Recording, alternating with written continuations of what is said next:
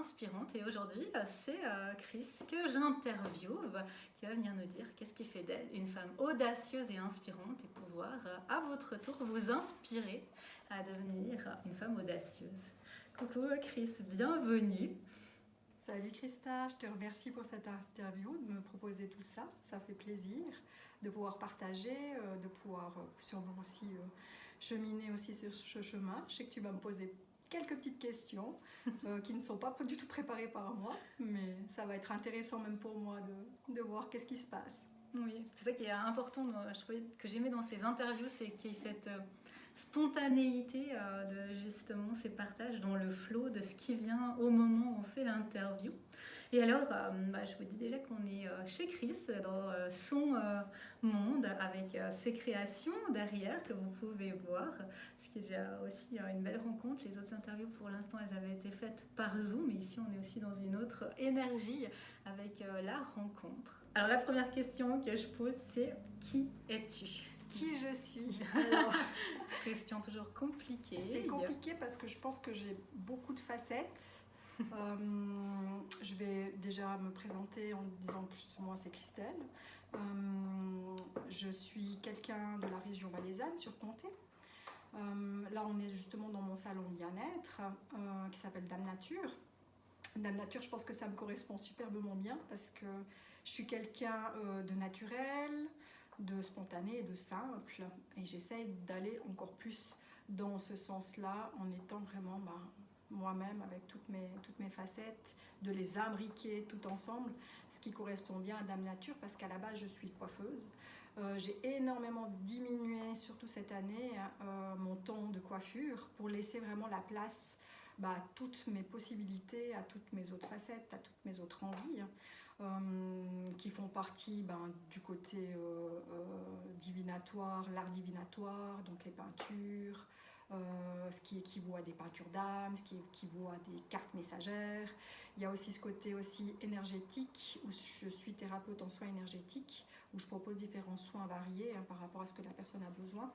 Je donne des cours aussi dans ce sens-là. En fait, je donne beaucoup de choses, je partage beaucoup de choses par rapport à tout ce que moi j'aime faire et que j'aime créer. Donc ça représente beaucoup qui je suis. Je suis quelqu'un aussi qui fait de la photographie animalière, donc qui aime ce côté nature, qui aime les montagnes valaisannes, qui aime chaque coin paradisiaque dès qu'on pose un pied dans ce qui est naturel et ce qui est présent là maintenant. Donc ça équivaut, je pense, à vraiment Dame Nature, Christelle, simplement. J'aime beaucoup dans ta présentation ce que tu dis justement, ce que tu aimes, c'est partager qui tu es et ce que toi tu aimes. Et ce côté plein de facettes, mais qui sont finalement le reflet de qui tu es, toi, de ce côté, tu parlais de spontanéité et d'authenticité, et je trouve que c'est vraiment ça, c'est ce que tu dégages, que tu reflètes. Je pense que j'ai bien réussi dans mon cheminement de vie, dans mon expérience, à réussir à capter tout ce qui était ici bien présent, dans ma manière de dessiner, de peindre, de ma manière aussi de ressentir les énergies, de pouvoir ensuite vraiment les développer, même dans mon travail, ce que je pousse à l'heure actuelle, et aussi de les partager parce que j'arrive pas, ça se fait naturellement, j'arrive pas à le faire autrement. Tout ce qui se passe à l'intérieur maintenant doit être montré à l'extérieur et doit être déployé. C'est comme si je vais à l'encontre de ça, j'ai un profond mal-être qui devient, et puis donc au fur et à mesure ça se fait dans la bienveillance et dans le naturel, quoi. Ouais.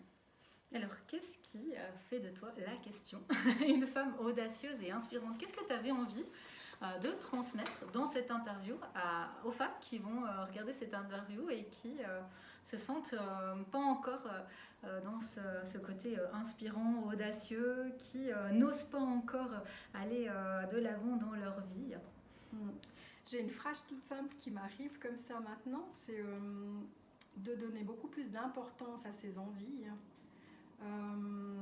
voire même de donner de l'intérêt, de donner quelque chose de plus sérieux à ses envies, qu'à la vie en elle-même, quoi, dans sa globalité. Je pense qu'il fait de moi, ce qui fait de moi, j'en sais rien, c'est souvent ce que les gens me disent, c'est que souvent, ça donne des idées, ça donne tout ce que j'ai créé, tout ce que je crée, tout ce que je partage, tout ce que je monte naturellement, parce que pour moi, c'est pas quelque chose d'audacieux ou de téméraire, pour moi, c'est tellement naturel, finalement, d'être soi et puis de faire ce qu'on veut, que je pense que ça ouvre des portes aussi aux autres femmes, aux autres personnes, et c'est souvent ce qu'on me dit, que j'ouvre des portes, que je leur donne l'influence, le côté aussi spontané, le côté aussi tu m'as beaucoup aidé, puis moi je n'ai pas l'impression que j'aide, quoi. Ça se fait simplement. Donc je pense que c'est ce côté-là, un petit peu dans le côté audacieux, qui permet aussi aux autres à se dire tiens, elle a osé, alors pourquoi moi j'oserais pas, puis tiens, c'est vrai que ça j'aimerais bien. Encore dernièrement, ça me rappelle un message que j'ai reçu, mais comment tu fais, moi j'ai des idées en tête, j'ai envie mais j'ose pas, ou je sais pas comment, mais comment tu as fait? Et je dois vraiment plonger dans mon intérieur en me disant mais comment j'ai fait? Alors j'ai pris une petite idée qui a émergé dans mon esprit. J'ai essayé de voir comment je pouvais l'actionner dans la réalité, et en fait ça c'est venu vraiment petit à petit, à force de toujours un petit peu, au bout d'un moment il y a quelque chose qui se crée, et il y a quelque chose qui peut se mettre en place. Après j'aime bien aussi expliquer dans ce côté audacieux que tout n'est pas si facile, que tout n'est pas si fluide tout le temps. C'est beaucoup, on fait une petite étape où on doit revenir aussi à soi, cette étape où ses envies doivent évoluer, doivent changer, c'est se permettre aussi ces changements, c'est se permettre aussi de se donner un bon coup de pied, je pense, pour oser affronter ses peurs, ou en tout cas les accueillir pleinement, et puis les permettre encore de prendre son envolée. Donc moi je l'ai fait sur... puis j'ai loin d'avoir fini, hein. On est toujours dans le fait d'avancer, et puis donc encore beaucoup plus être pointilleux dans ce qu'on a envie. Mais je pense qu'au fur et à mesure, que même quand les peurs arrivent, parce qu'il y en a plein, moi ça fait je pense 12 ans maintenant que j'essaye vraiment de me trouver, de voir aussi qu'est-ce que je peux apporter de mieux, qu'est-ce que je peux m'apporter de mieux, parce qu'on pense souvent aux autres, surtout quand on est dans les côtés thérapeutiques, on pense souvent aux autres, qu'est-ce qu'on peut faire pour les aider et tout, mais au final on se rend plus compte de qu'est-ce que ça nous est important par rapport à nos valeurs, à qui on est, donc, et puis même à nos peurs, quoi, parce qu'on est là quand même pour les écouter, toutes ces peurs, toutes ces craintes, ça nous donne aussi un filon ou un fil de conduite. Donc en 12 ans, je pense que j'ai eu énormément de craintes, énormément de peur, et je crois que plus on avance dans ce qu'on est, dans ce qu'on veut, plus on va encore en profondeur dans ces peurs et dans cet affrontement. On se dit oula, là j'ai vraiment des trucs, est-ce que je vais encore oser lâcher? Et au fur et à mesure, on n'a pas le choix.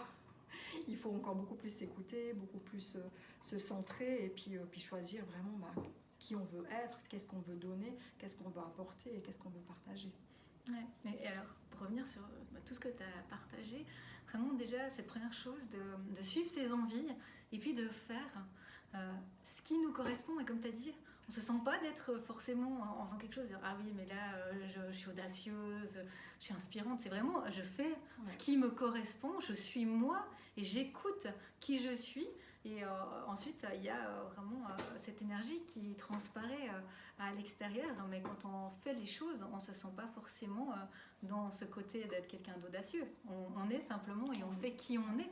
Et c'est vraiment ça qui est important aussi, comme tu le disais très justement, finalement, de ne pas se poser 50 000 questions, mais de se dire mais qu'est-ce que j'ai envie, qui je suis, qu'est-ce que j'ai envie de transmettre, et puis de le transmettre.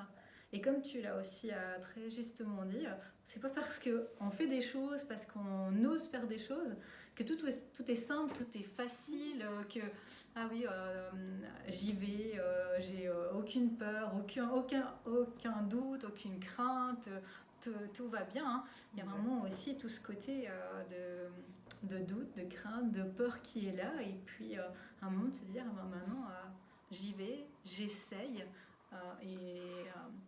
J'avance, je travaille sur moi, je fais ce premier pas. Oui, un peu tâter le terrain. On se tâte soi-même en disant tiens j'en suis où. Et puis c'est vrai que oser déjà la première envie de poser un pas, je trouve que de poser un pas dans l'action, on s'aperçoit très vite si on est juste ou bien si ça colle faux, si on arrive encore à rester dans son intérieur, dans sa propre écoute. Et moi je pense que j'ai aussi essayé plein de choses qui n'ont pas superbement peut-être fonctionné, ou qui n'ont en tout cas pas fonctionné comme je pensais au départ, avec mes attentes, avec mes principaux buts. Et c'est aussi d'accepter ça en disant j'ai au moins touché un pas dedans, et puis en fait on touche un pas dedans, on essaye quelque chose, et puis d'un coup il y a autre chose qui va s'ouvrir, mais qu'on n'aurait jamais pensé, jamais imaginé. En fait c'est comme si en mettant son action, la vie elle va se déployer et elle va nous permettre aussi de recevoir plein d'autres choses, et on est dans le chemin, on n'aurait même pas besoin de réfléchir à 36 000 lieux, si c'est juste, si c'est pas juste. Je crois plus on met le mental et plus on galère et plus ça devient compliqué. Donc je pars vraiment moi-même du principe en disant le côté, en prenant le mot côté audacieux, je pars vraiment du principe que juste suivre son envie, faire quelque chose avec ça et voir où ça amène. Et petit à petit, une autre envie va fleurir, encore une autre, encore une autre, encore une autre. Et les gens aussi qu'on rencontre vont chaque fois amener des choses différentes et encore plus merveilleuses, je pense. Oui, c'est vraiment, comme tu le dis, d'oser ce premier pas, cette première action imparfaite, et puis de se dire ça va venir. Après, toutes les autres choses vont venir toutes seules, et comme tu dis, des opportunités auxquelles on n'avait même pas pensé, imaginé, parce que les choses elles se passent jamais comme on l'avait imaginé. Non. Et puis d'avoir, mais oui, j'avais pas pensé rencontrer telle personne, j'aurais jamais pensé faire telle chose, découvrir telle chose, et vraiment d'oser. Alors j'ai envie de te poser cette question, parce que j'imagine certaines personnes qui vont regarder cette vidéo puis qui se disent oui alors Chris, d'accord, je t'ai entendu, faut suivre ses envies, faut oser, faut aller dépasser ses peurs, mais comment on fait pour faire ce premier pas? Comment on fait pour oser? Comment on fait pour dépasser ses peurs? Est-ce que tu aurais un conseil, une piste, quelque chose à proposer pour oser faire ce premier pas? Ah là là. Il y aurait tellement de possibilités entre se canaliser, entre comprendre à un moment donné qu'une peur submerge et de savoir l'écouter sans lui donner trop d'importance. Il y aurait aussi le fait de dire juste tu le fais, puis tu verras après. Voilà, c'est vraiment de se dire maintenant je me lance. Parce qu'au bout d'un moment on stagne, on peut plus avancer. Si la peur devient trop grande ou trop à se dire je la verrai, moi combien d'idées j'ai eues, puis je verrai plus tard. Puis on la fout bien profond si je me permets. Et puis au bout d'un moment c'est stagnation, on n'avance pas. Et il y aura toujours une part de regret, une part de pause, une part de stop. Enfin, on se met dans un stop soi-même finalement. Alors je pense que le premier truc c'est tu fais, tu réfléchis pas trop, et tu vas avec c'est la première envie spontanée, hop tu la mets en place et tu regardes après où elle te mène, simplement. Et après il y a plein d'astuces, que ce soit en méditation, que ce soit en vraiment en analysant, mais sans trop analyser son côté mental, de se dire voilà, il y a la peur qui est là, il y a la crainte, ok, mais c'est vraiment peut-être avoir le côté analytique, de dire j'écoute ma peur, donc je vais aller avec précaution, et de choisir un petit peu par quoi je commence. Peut-être de lister un petit peu ses envies, ces choses comme ça, et de dire là à l'heure actuelle dans ma vie je suis prête à faire ça, mais ça je ne peux pas encore, et puis peut-être pourquoi pas écrire sur une feuille ce mois-ci je vais faire comme ça, le mois prochain je vais faire d'une autre façon, ou toujours un petit peu plus pour avoir une sorte de ligne de conduite aussi pour acquérir dans ses buts quoi. Ouais. Je trouve que ça peut être effectivement une bonne idée. Il y a pour commencer, de dire oui, je pourrais commencer par lister mes envies, et puis voir laquelle est peut-être la moins compliquée pour moi de mettre en action, et te dire que ce premier pas audacieux d'oser, c'est pas forcément quelque chose de fou, d'incroyable, de démesuré, mais je dirais simplement surtout pas. Juste, oui, c'est vrai. Simplement une envie que j'ai, et puis qui peut être aussi, me sembler aussi modeste qu'elle est, mais me dire mais oui c'est ça, j'ai cette envie là, et je le fais, j'y vais. C'est oser aussi être soit dans son ensemble, avec son cœur, avec son corps physique, avec son mental. C'est vraiment, je trouve, de regrouper vraiment ces trois principales choses qui font qu'on est soi. et d'avoir chacun une écoute particulière pour ça. J'ai envie de rebondir encore sur le côté audacieux. Parce que beaucoup de gens m'ont dit il faut oser ce que tu fais. Parce que c'est vrai que cette année j'ai beaucoup lâché mon principal revenu, je l'ai baissé de moitié. Ça a occasionné énormément de peur et au bout d'un moment on a envie de s'accrocher à ce qu'on a, hein. C'est pas facile, que ce soit matériel, que ce soit émotionnel, on s'accroche vraiment, c'est comme si on s'accroche toujours à son passé, puis à un moment donné il faut, voilà, là la prise de conscience dit ok, là j'ai des peurs, j'ai peur de manquer, j'ai peur de pas assez gagner, j'ai peur de pas subvenir aussi aux besoins entre guillemets familiales de la maison, ou même matériel, ou de me dire tu as des projets dans la vie, mais est-ce que tu vas pouvoir les aboutir en tout ça? Et là c'est la confiance en soi qui est percutée, donc ça crée vraiment beaucoup de chamboulements. Il y a mon corps physique, parce que beaucoup de monde dit il faut aller oser, voilà, mais j'ai dit mais à un moment donné aussi j'ai pas eu le choix, parce que dans mon mental je me posais énormément de questions, donc mon corps physique a eu un impact aussi, entre mal de dos, entre un bras aussi qui m'a occasionné de fortes douleurs et que je était immobile, quoi. Donc du coup la coiffure c'est bien joli, j'ai pris la décision, mais parce que mon corps physique m'a montré aussi que là c'était un stop, et pendant 40 jours je n'ai pas du tout pu faire de coiffure.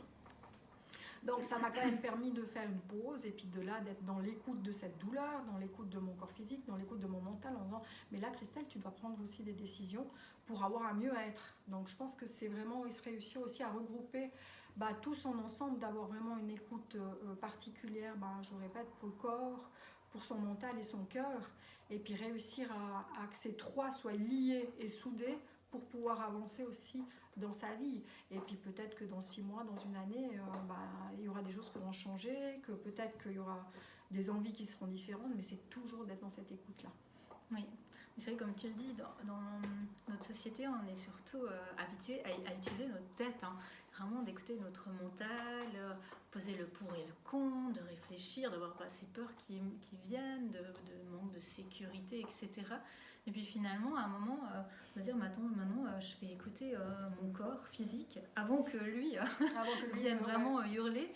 Et c'est pas évident, parce que quand on est dans notre mental, donc on n'a pas de grosses douleurs, de gros problèmes, on dit non, ça va, c'est rien, ça va passer, rien de grave, une petite douleur par-ci, un petit problème par-là. Et puis finalement, après, d'aller dans ce cœur, puis se dire, mais vraiment, si je m'écoute en profondeur, qu'est-ce que j'ai vraiment envie de faire, d'être, d'oser. Et ça demande beaucoup de courage, de changement, d'introspection, que d'aller profondément en soi, à l'écoute de ce corps physique ou de ce cœur, et de lâcher ce mental où on a été conditionné vraiment pour utiliser notre tête. À l'école, il n'y a jamais personne qui nous a dit mais il faut que tu écoutes ton cœur avant de répondre, ou il faut que tu écoutes ton corps. C'était vraiment mais tu réfléchis avec ta tête ou bien? C'est exactement ça. Ouais, tout à fait. Ouais. Alors, je pense que ça devient de plus en plus important, surtout avec tout ce que ça a engendré ces 2-3 dernières années.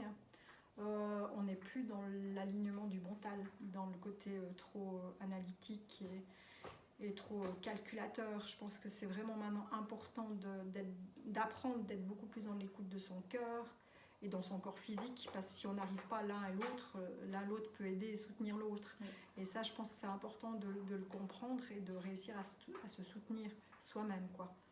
Ouais, c'est important, comme tu dis, cette complémentarité et cet équilibre entre les trois, ouais, à trouver. Oui, oui.